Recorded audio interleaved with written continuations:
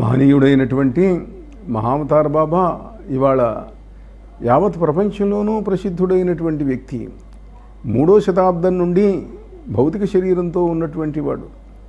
ఆయన జీవిత చరిత్ర ఎలాగూ చెప్తాను. కావేరీ నదీ తీరంలో ఫరంగిపట్టై అని ఒక ఊరున్నది. పోర్చుగీస్ వాళ్ళు దాన్ని పోర్టునోవా అని అంటారు. 3వ శతాబ్దంలో అక్కడ ఒక శివభక్తుల యొక్క కుటుంబంలో కుర్రవాడు పుట్టాడు. అతడి పేరు నాగరాజు. అతడు చిన్న వయస్సులో ఉండగా ఒకరోజు వాళ్ళ ఊళ్ళో శివాలయంలో ఉత్సవాలు వచ్చినాయి. వందల వేల మంది జనం వచ్చారు. ఇతడు అక్కడే గుళ్ళో ఉన్నాడు, ఇంటి దగ్గరే కాబట్టి. కానీ అక్కడికి కొంతమంది దొంగ వ్యాపారులు వచ్చారు. అంటే బానిస వ్యాపారం చేసేవాళ్ళు వచ్చారు.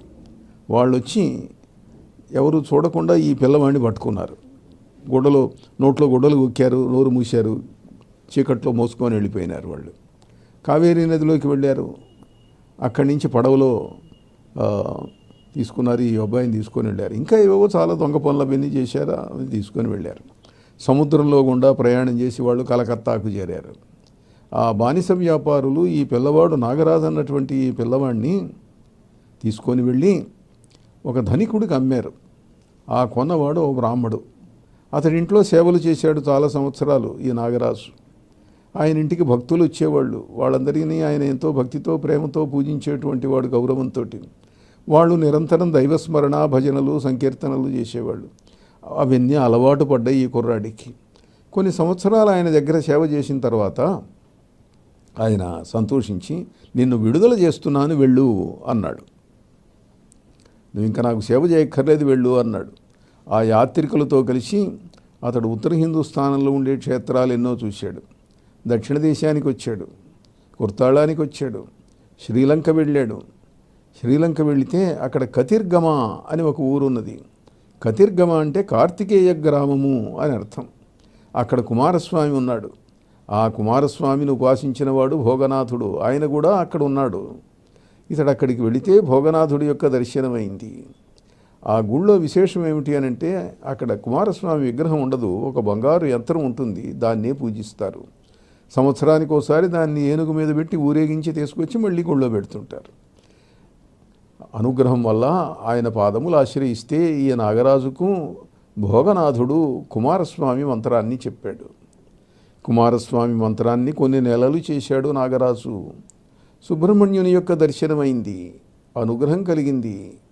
మళ్ళీ గురువుగారు దగ్గరికి వెళ్ళాలి అని ఆయన స్మరించాడు. గురువుగారి దర్శనమైంది. గురువుగారు నన్ను ఏం చేయమంటారు? నాయనా, సుబ్రహ్మణ్యుడి యొక్క అనుగ్రహం కలిగింది, కానీ ఇది చాలదు నీకు. నీవు సిద్ధస్థితిని సాధించాలి. నీవు జన్మాంతర సంస్కారం కలిగినటువంటి వ్యక్తివి. నిన్ను పూర్వజన్మల నుండి కూడా నేను ఎరుగుదును. నీకు మళ్ళీ మానవ జన్మ కొన్ని కారణాల వల్ల వచ్చింది. నీవు కుర్తాళం వెళ్ళు. అక్కడ అగస్త్య మహర్షిని గురించి ధ్యానం చెయ్యి.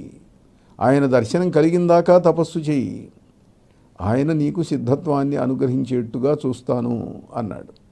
ఇతడు వెళ్ళి 48 రోజులు ఆహారం వర్జించి కాసి నీళ్లు తాగుతూ ప్రాణం మాత్రం నిలబెట్టుకుంటూ, శరీరం పోతే సాధించేది లేదు, శరీరం ఉండాలి, అట్లా కఠోరమైన దీక్షతో తపస్సు చేశాడు.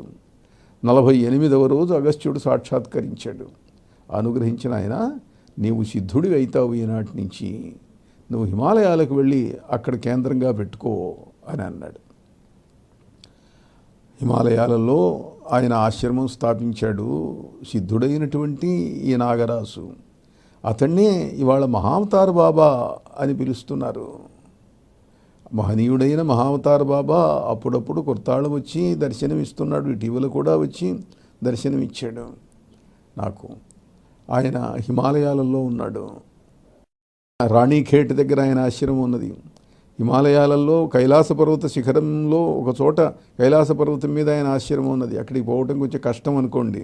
రాణిఖేట్ దగ్గరికి చాలామంది వెళ్ళొస్తుంటారు. ఒకరోజు ఒక విచిత్రం జరిగింది. ఇప్పటికీ కూడా ఆయన శిష్యులు చాలామంది ఉన్నారు. కలకత్తాలో రైల్వే డిపార్ట్మెంట్లో ఒక వ్యక్తి ఉద్యోగం చేస్తున్నాడు. ఆయన పేరు శ్యామాచరణ్ లాహిరి. ఉన్నట్టుండి అతడికి డెహ్రాడూన్కు ట్రాన్స్ఫర్ ఆర్డర్స్ వచ్చినాయి. ఎక్కడి కలకత్తా, ఎక్కడ డెహ్రాడూను. ఉద్యోగం పేదవాడు, చాలా లోయర్ మిడిల్ క్లాస్, ఉద్యోగం వదులుకోలేడు. అందుకని డెహ్రాడూన్ వచ్చాడు. డెహ్రాడూన్ వచ్చి ఆఫీస్కి వెళ్ళి జాయిన్ అయినాడు. వాళ్ళు అన్నారు, నిన్ను ఇక్కడికి ఎందుకు పంపించారో తెలియదు, ఇక్కడ పని లేదు, ఇక్కడ పోస్ట్ లేదు, పని లేదు, కానీ ప్రభుత్వం అధికారులు పంపించారు జాయిన్గా అన్నారు. ఉన్నాడు. ఏదో పొద్దున్నే ఆఫీస్కి వెళ్ళేవాడు, కాసేపు ఉండేవాడు, సాయంకాలం దాకా డ్యూటీ చేసేవాడు. వచ్చిన రెండో రోజు సాయంకాలం, హిమాలయాలు కదా అవన్నీ, హిమాలయ పర్వతాల మీద కొంత దూరం వెళ్ళాడు. అలా షికారుగా వెళ్ళాడు. అలా నడుస్తూ నడుస్తూ వెళ్తున్నారు, ఎవరు చుట్టూ లేరు, ఏదో సరదాగా నడుస్తున్నాడు. ఏవైనా గుహలు కనిపిస్తాయా, ఎవరైనా మహనీయులు కనిపిస్తారా, ఎవరైనా సిద్ధపురుషులు కనిపిస్తారా అని చూస్తున్నాడు. ఇంతలో ఒక సన్యాసి వచ్చాడు, యువ సన్యాసి. ఎవరయ్యా నువ్వు, కొత్తవాళ్ళలాగా కనిపిస్తున్నావు ఇక్కడ, నీ పేరేమిటి? నా పేరు శ్యామాచరణ్ లాహిరి అండి, ఏదో ఉద్యోగరీత్యా వచ్చాను ఇక్కడికి. కలకత్తాలో ఉండేవాడిని, నన్ను ఏదో గవర్నమెంట్ ట్రాన్స్ఫర్ చేసిందండి, రైల్వే డిపార్ట్మెంట్ ట్రాన్స్ఫర్ చేసిందండి. అట్లనా? ఇక్కడ ఏమైనా విశేషాలు ఉంటే చూద్దామని వచ్చానండి, నాకేం కనపడలేదండి అన్నాడు. నేను చూపిస్తాను, వస్తావా అన్నాడు ఆ సన్యాసి. తప్పకుండానండి అన్నాడు. అలా కొంత దూరం నడిచిన తర్వాత ఒక గుహ దగ్గరికి తీసుకువెళ్ళాడు. ఆ గుహ చూశారు. ఆ గుహలో బూజు పట్టి ఉన్నది, పద లోపలికి అన్నాడు. లోపలికి వెళ్ళారు. లోపలికి వెళితే ఆ బూజు మధ్యలో, దుమ్ము మధ్యలోనే ఏదో ఒక ఆసనం ఉన్నది, అక్కడే ఒక దండం ఉన్నది, ఒక కమండలం ఉన్నది, అక్కడే ఒక చిన్న పెట్టెలాంటిది, దాంట్లో జపమాలలు ఉన్నాయి. చూశాడు. చూశావా ఇవి అన్నాడు. కనిపిస్తున్నాయండి, చూశానండి అన్నాడు. చూశాడు. ఇవి ఏమన్నా నువ్వు గుర్తుపట్టావా అన్నాడు సన్యాసి.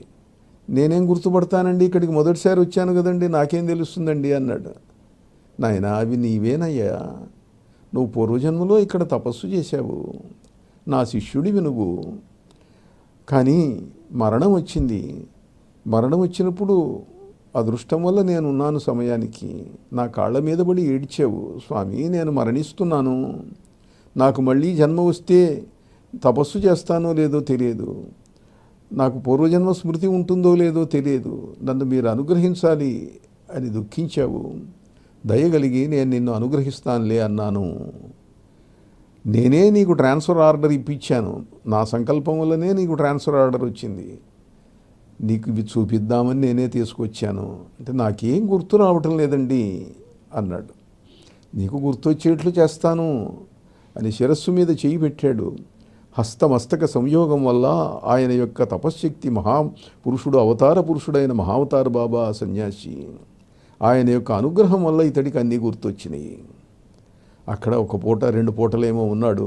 ఆయన సాధనలు ఇంకా చెప్పాడు. ఆ శ్యామాచరణ్ లాహిరి ఆయన తర్వాత కాశీలో నివాసం ఏర్పరచుకున్నాడు.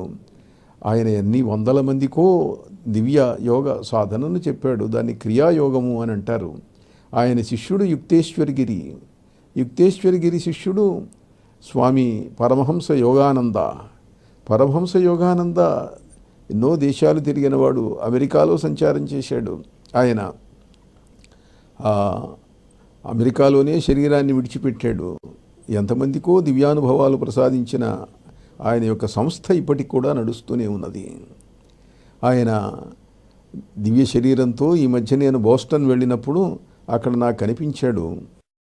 ఆ పరమహంస యోగానంద దర్శనమిచ్చాడు. లాహిరి యొక్క వంశీయులు ఇవాళ కూడా కాశీలో లాహిరి మహాశయుడు సమాధి ఉన్న చోట ఓ మంచి భవనం ఉన్నది. దాంట్లో ఆయన మునిమనవుడు కూడా ఇప్పుడున్నాడు. ఇటీవల శివేందు లాహిరి అని చెప్పి ఆయన నన్ను ఆహ్వానించి ఎంతో భక్తితో పూజ చేశాడు. ఆ శివేందు లాహిరి కాశీలో. అట్లా మహనీయుడైనటువంటి ఆ మహాపురుషుడు మహావతార్ బాబా ఇవాళ కూడా ఉన్నాడు, ఇప్పుడు ఉన్నాడు. ఇటీవల ఒకసారి కాశీలో దశాశ్వమేధ ఘాట్లో ఒక గుహ ఉన్నది. ఆ గుహలో చిన్న సమావేశం జరిగింది. ఆ సమావేశానికి శ్యామాచరణ్ లాహిరిని అనుమతించారు. మహావతార్ బాబా యొక్క సోదరి ఆమె ఉన్నది, ఆమె కూడా చిరంజీవిని అక్కడ ఉన్నది.